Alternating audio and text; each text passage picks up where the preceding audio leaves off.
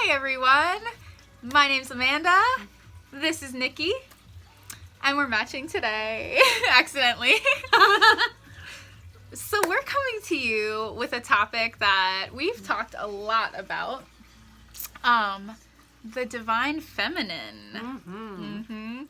So we're going to talk a little bit about the light attributes of what that means and the shadow. Because I'm feeling in a mood to call us out. Yeah! All the transparent things. But first, Nikki, can you tell us like what divine feminine even means? Sure. Is that related to gender? Yeah. What is that? So, when we talk about divine feminine or masculine, we are absolutely not talking about a gender. Nope. We, men and women, both contain divine masculine and divine feminine aspects. We're talking about aspects. So, what are some things that you would attribute feminine to? So to me, the feminine is, I always think of the term receptive, intuitive, There's I think cold, nurturing. There's the darkness, the womb. Yeah. Yes. I think like creation, gestation, Yes. that kind of thing. Absolutely. And then the divine masculine is we're looking more at a source of power or strength or force. You're looking at heat, Action. yeah. I So- also think more mental rather than intuitive, Right. maybe. Yes. Or Yeah. physical, Yes. practical solutions. Yes. Kind of, and they also say the feminine is like the sky, so connection to spirit, and the masculine is like connection to earth. Right. Yeah. Yeah, absolutely. So yeah, divine feminine and masculine are just aspects, not genders. And we all contain elements of both. Right, and we want that to be in balance and healthy. Right. And that's when we run into issues, is when those are out of balance with each other internally. Yeah. Yeah. And when they're out of balance internally, they tend to be out of balance also externally. Right. As in Eastern medicine often refers to imbalances in the body as yin or yang, feminine or masculine. And when one is out of balance or in excess, the other one can be deficient. So, this is a medicine system that goes back thousands of years, and they actually identify the feminine and masculine That's in awesome. medicine. I had no idea. Yes. She's smart. I like her. She knows so many things. So let's talk about, we're going to focus on the feminine today. We'll probably come for the masculine later. Maybe, we'll see. Yeah. Probably. Yeah. We have thoughts. Down the road. We Yeah. have thoughts. It's gestating right now. But I want to talk about, so there's like the healthy, empowered feminine, and then there's like the distorted feminine. Right.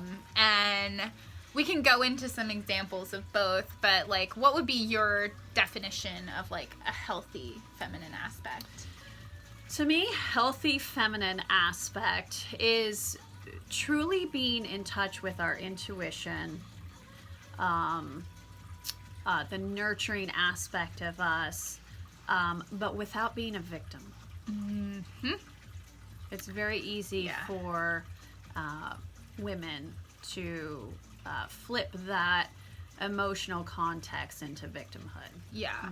And like we're going to use the term women, ladies, those things sometimes, but take whatever gender, like we're not specifically talking about gender, we're talking about feminine aspect. So if you identify more as the feminine, so I guess I should say we have both. We have masculine and feminine within us, but oftentimes we identify a little bit more with one or the other.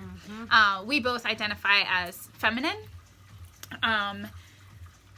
We're just going to say that blanket statement because everyone's coming at this kind of from a different place of understanding. Right. So I want to make sure no one's left out or nobody thinks we're making generalized statements that are ignorant of people's gender identification. Right. Anyway, that little caveat being said, where was I? What was I talking about? So we were talking about balanced feminine aspect. Right. So the balance of being in our nurturing, intuitive, emotional, empathic state, but not being in a victim state. Yeah. Mm-hmm. So, which kind of leads us to, like, what is the distorted feminine, or what's an unhealthy feminine? And we all do it. I'm going to call myself out here, too. Because a lot of times we're modeled that victimhood. And that comes from a history of women maybe being disempowered or feeling disempowered or having their agency taken away from them. So a lot of times what happens is the distorted feminine can go into martyrdom, can go into that victim mindset, using her emotions to manipulate. And I definitely want to talk about that a lot today, because I feel like it's a rampant problem, and I think it is a problem that really ruins relationships between men and women, between masculine and feminine, and it's something that a lot of women do not take accountability for. So I'm looking at you.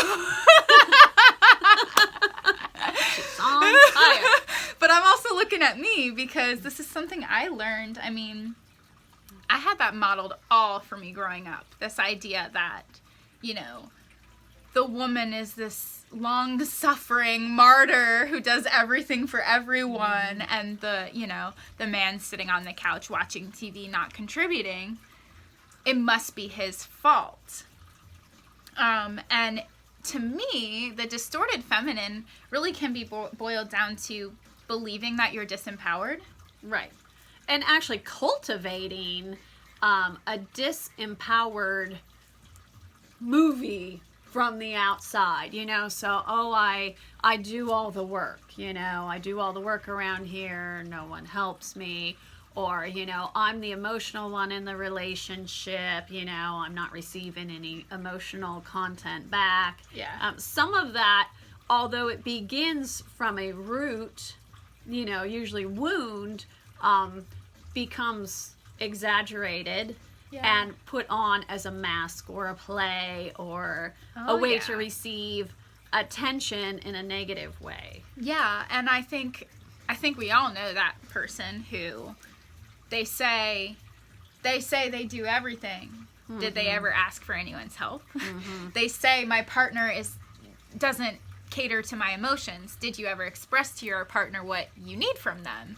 And it's like you create this self-fulfilling cycle so you can keep telling yourself that you're the victim. Right. Because what you live externally is just a manifestation of the inner protocol that you have, you know. So we write our own script. We do. Yeah. So, a truly empowered, balanced feminine knows, what, I hold myself in my boundaries. I identify what I need. I identify my personal responsibility.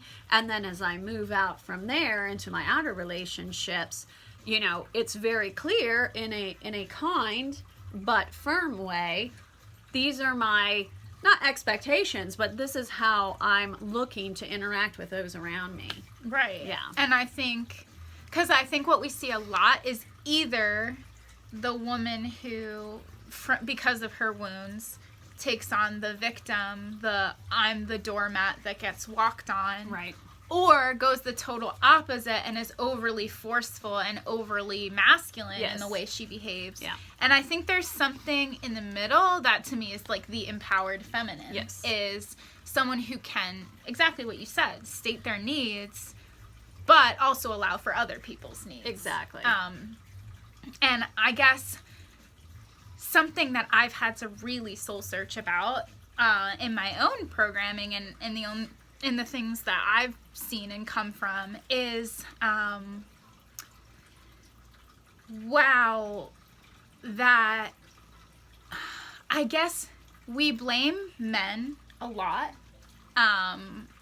and blame, I guess it's easy to do because over the year, over human history, it's a lot easier to point the finger at somebody, like when someone's been physically attacked, which tends to be the way men go about it. That sounds really generalized, and I didn't mean it to come off that way. But, if somebody has physically overpowered another person, that is much more tangible. You can say, wow, he hit her.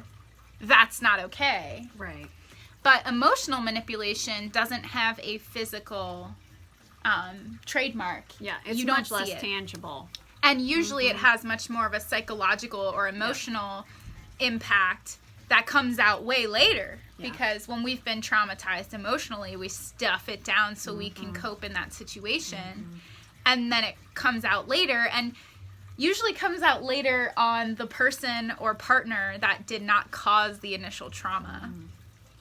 So I guess where I want to call out us ladies here is, if your story is that your partner's not emotionally available, not contributing, they're a bad guy, they don't treat you well, they're a jerk, you call them names.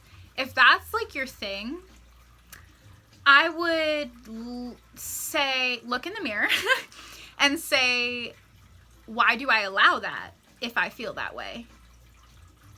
Because is it really that person's a bad person? Or are you creating some story about them that might not be true? Or are they all those things and perhaps you need to exit that situation? Like, I think there's just some self-inquiry that needs to be happening. So instead of going to that victim story of he's a bad guy and I'm doing everything for him and I just love him so much, do you really love someone so much if you call them names? Do you really love someone so much if you shame them or don't listen to them or don't allow for their experience? I hope I'm making sense. Absolutely, yeah. I just feel like female empowerment and like feminism and all that stuff is really great. But I think what it's done, it's point the finger at the wrong people sometimes. Right. I think real empowerment can be misconstrued as something external. It's an external force. Real empowerment begins on the inside. It begins really, and I do this in my practice all the time. When someone comes to me who feels they're living a very disempowered life, they're not satisfied, they're not happy, their relationships aren't serving them the way that they want them to, I cannot sit there with that person and go, okay, well, we're going to fix mom and we're going to fix dad and we're going to fix husband and we're going to fix sister. No. The healing for all of those relationships begins inside of that person. It begins inside each and every one of us. So for Divine Feminine to have healthy, balanced aspects, it still comes back and happens inside. Yeah.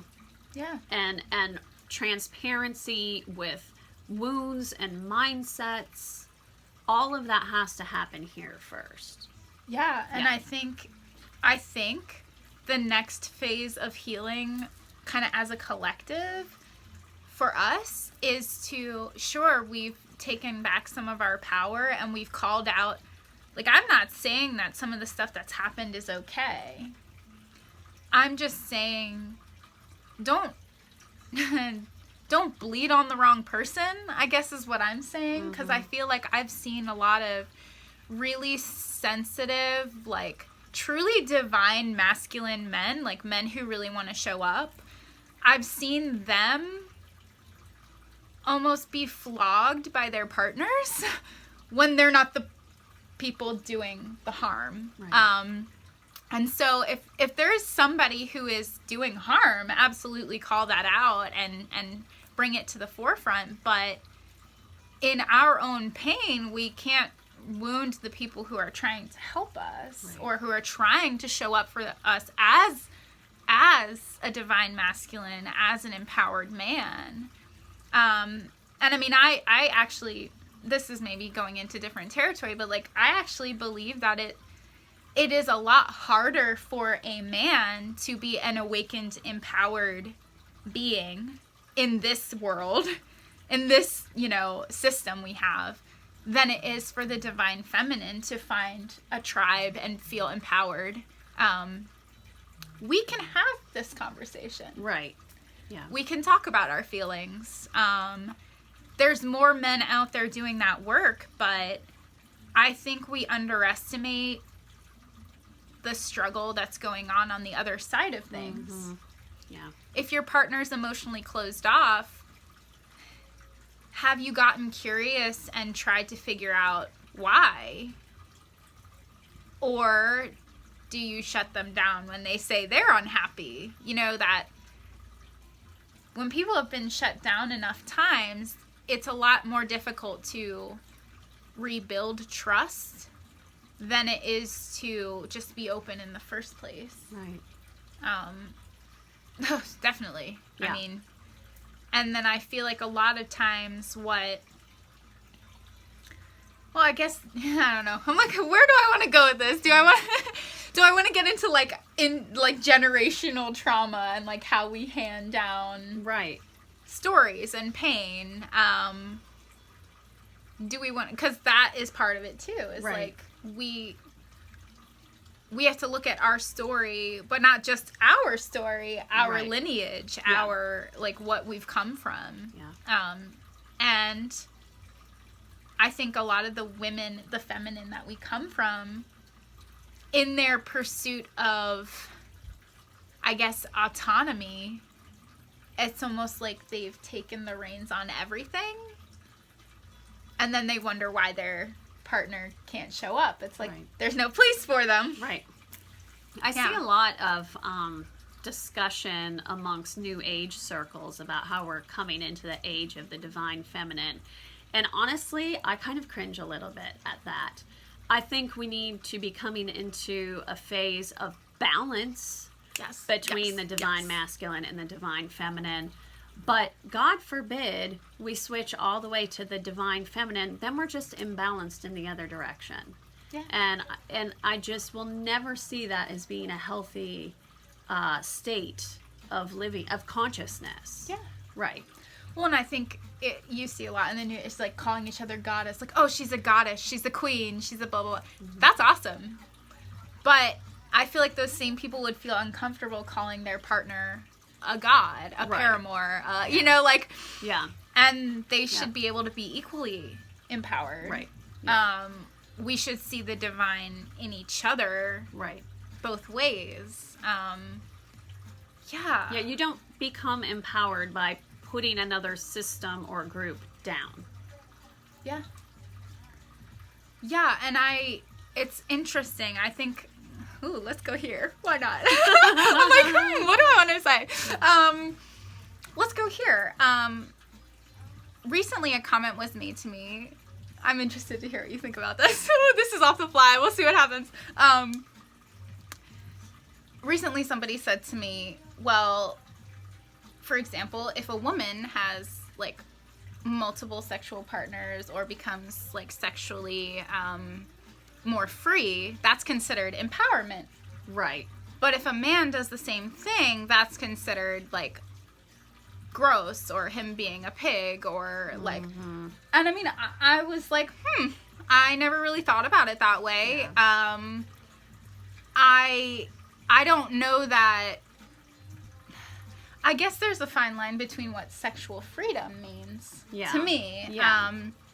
To me, if everyone's empowered in the situation, then that's good. Yeah. But I don't know. I think freedom for the sake... I don't know. It's like there's conformity and there's like extreme freedom to the point of not caring about anybody's feelings. Right. And like I think that balance you're talking about is like this... We need to get to this middle ground. Yeah. Of can we get to that place? Right. Where, and it's not about not acknowledging the wounds that have happened between men and women. Yeah. It's not about ignoring people's, trauma or the ways that they've been hurt. Yeah. Like I have a history of mistrust of men.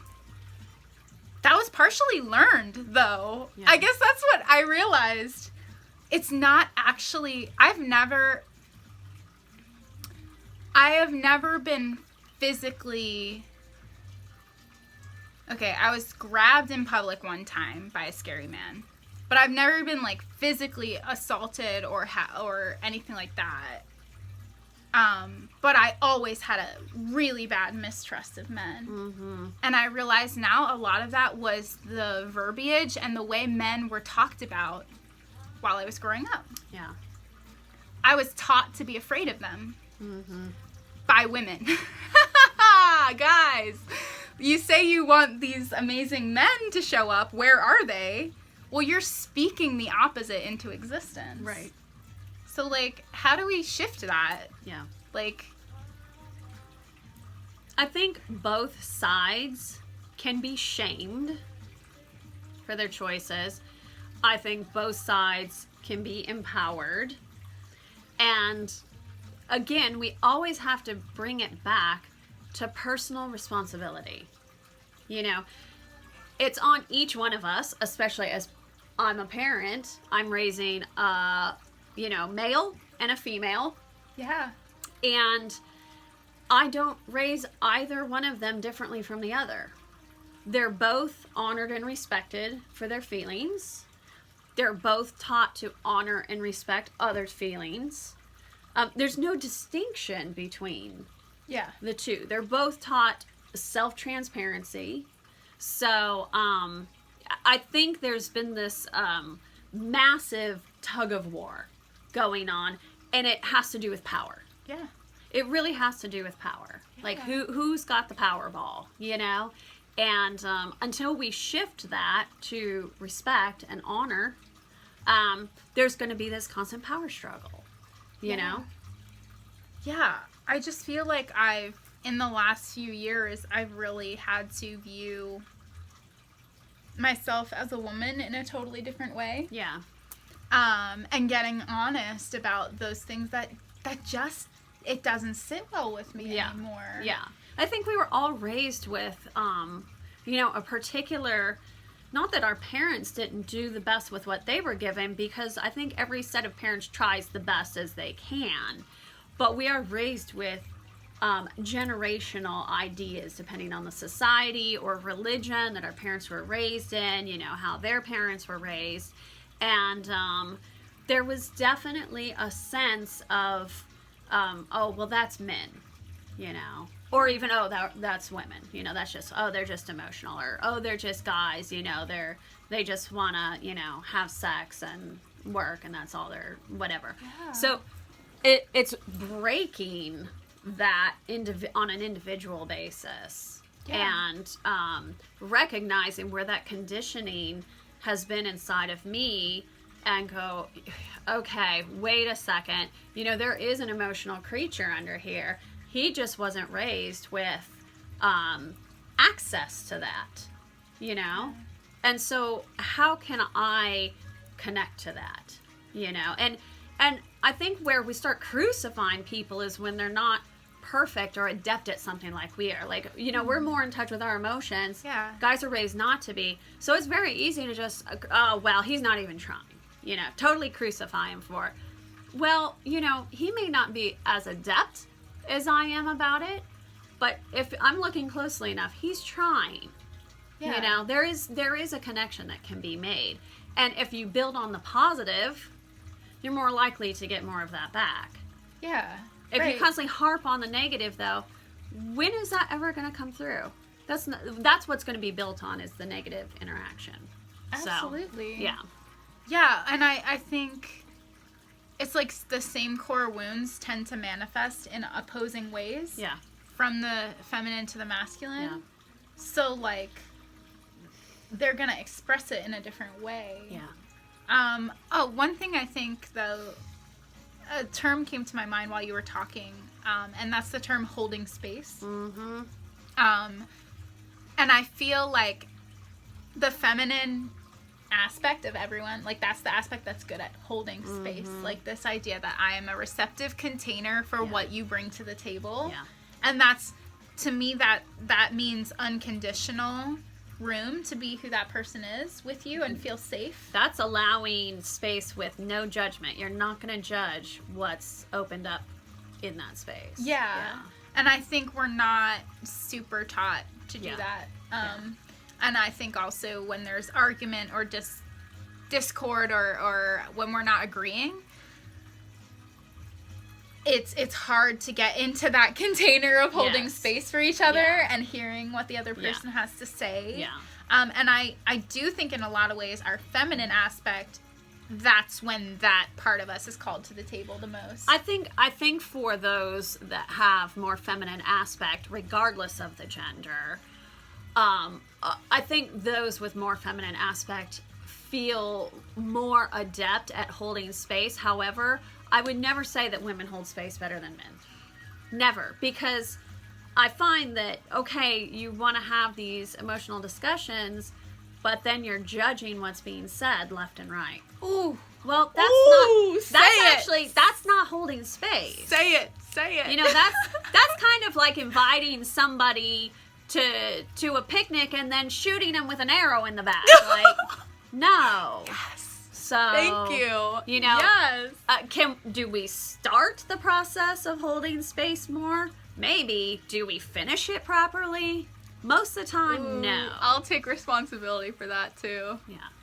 Most of the time, no. No, that's so true because we go, please tell me how you feel. Please tell me how you feel. And then they say it and it's like, well, but not that. That's not what I want to hear. Come on. That's not what I want to hear. Right. So that's the end of holding sacred space right there. Well, it's funny because it's almost like even that container, while that's a receptive place, so you would think it's feminine, you also need that masculine ability to detach. Yeah. To me, that's masculine. Right. Maybe that's not true. Yeah. But I think the feminine aspect is more emotion-based. Yes. Masculine can be a little bit more compartmentalized. Yeah. So it's like to be able to make that container for somebody and say, you're free to say anything. Right.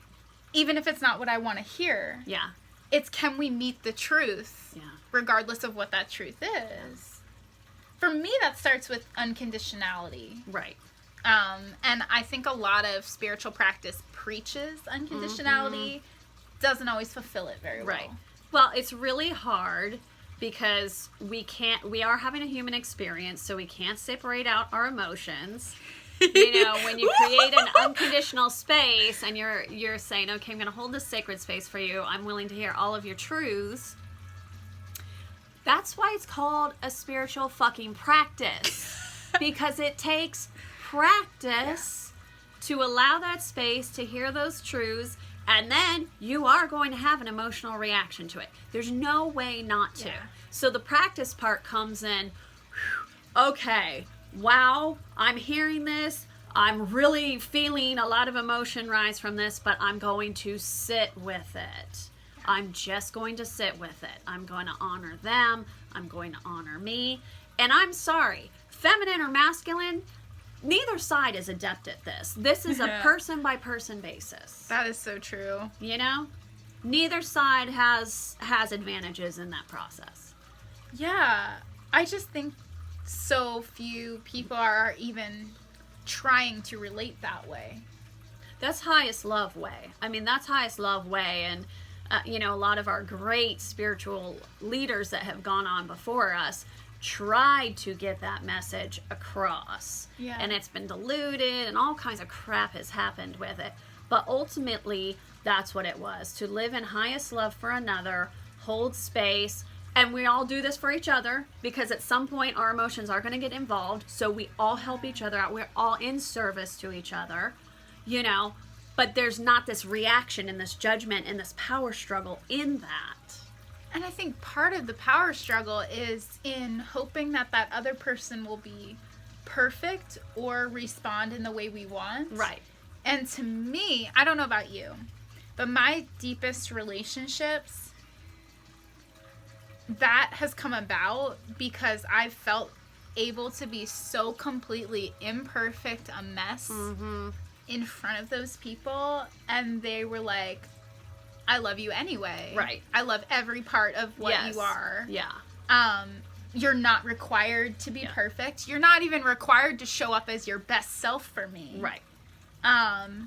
And it's funny because actual community and really deep connection is fostered from our imperfection and from our pain and brokenness. It's kind of funny because if you're together in a partnership long enough and you get past that phase of needing the other person to be perfect, what you find happening is a great deal of comedy comes from the imperfections.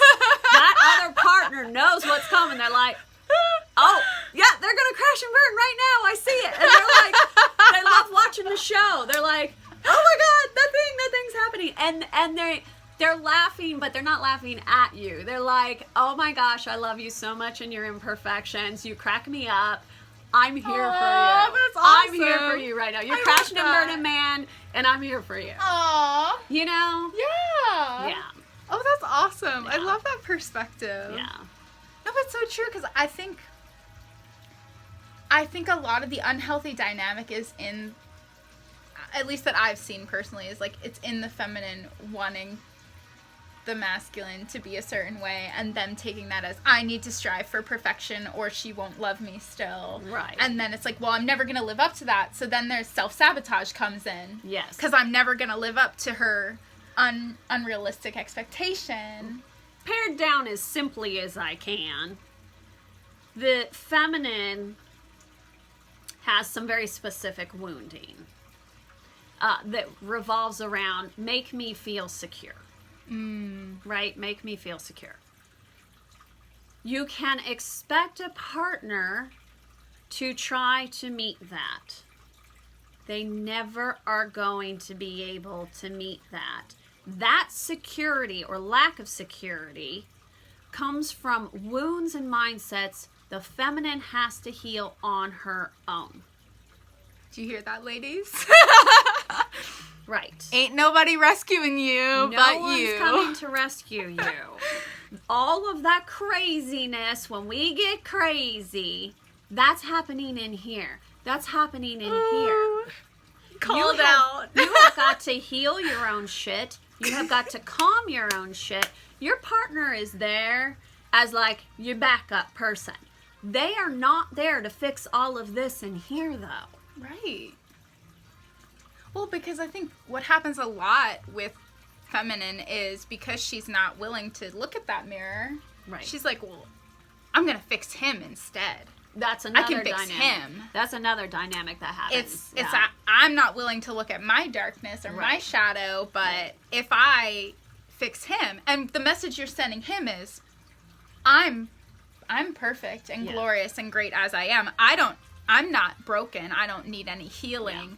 But you're a hot mess. Right. And how disempowering for him to feel like his partner sees him as a hot mess. Yeah. I mean, you can be a hot mess and still be totally lovable. Yeah. But, like, your partner should be the one, I think, who sees, like, they should see the divinity in you and what you have to offer and remind you of it when you forget. Right. They shouldn't be the one who's like, ooh, boy, you got stuff to work on. Yeah. Come on, you know what you have. Yeah. He knows what he has to work on. Right. You know what you have to work on. It's, are you willing to actually do it? Right. And I think something I've had a big problem with is, and this is from parents, but I think it can be in a lot of different relationship dynamics. This idea of, I love you so much. I love you totally unconditionally. But then there's like this little asterisk that's like, I would do anything for you except for look at my shadow, except for face my shit, except go to therapy, and it's like, well, then that's not unconditional. Right. Don't say you would do anything for me if you're not willing to do that fundamental piece. Yeah. Well, I mean, unless you can unconditionally love yourself, you cannot do that for another human being. Yeah. It is impossible. You don't even know what that looks like. Yeah, and I think people think, too, like, unconditionally loving yourself doesn't mean that you wake up every morning feeling amazing. Right, no. Or that you think that you're awesome, or you're, like, this braggart person who... It's about... I always think of the term grace. Yeah. Like, it's about... I mean, I feel like it's having the capacity to sit with yourself every day, from the start of the day to the end of the day, in acceptance and grace of exactly whatever your reality is at the time. You know, that really is unconditional love. Without trying to shift away from that, shift focus on something else, or get hooked on some addiction, or whatever your escape mechanism is. You know, that's unconditional love. Yeah, I think I have to wrap up. I think I might have a client. We can talk all day. I don't know what time it is, but... We can talk all day. What time? Yeah. Yeah. We gotta go. But, yeah, ladies, look in the mirror. Yeah. Also, love your damn self. Like, truly love yourself. Like, go ahead and dig in and do the dirty work. Do the dirty work. Do the shadow work. Yeah. You know, it's not bubble baths and bottles of wine and chatty time with girlfriends. Like, all that stuff is great, but I'm sorry. True unconditional love of self, which once you do that for yourself, you'll be able to see it from your partner on the outside, is facing that shadow stuff inside. Yeah, and stop blaming. Let's stop blaming the masculine for stuff that we're helping to create. Yeah. Mm-hmm. Okay? That's all. We were a little sassy today. I hope that you liked it. If you want to be part of our conversation, like, comment, subscribe, all those things. Let us know what you think about what we're saying. We'd love to hear from you. Absolutely. And have a great rest of your day. Keep being awesome. Bye. Bye.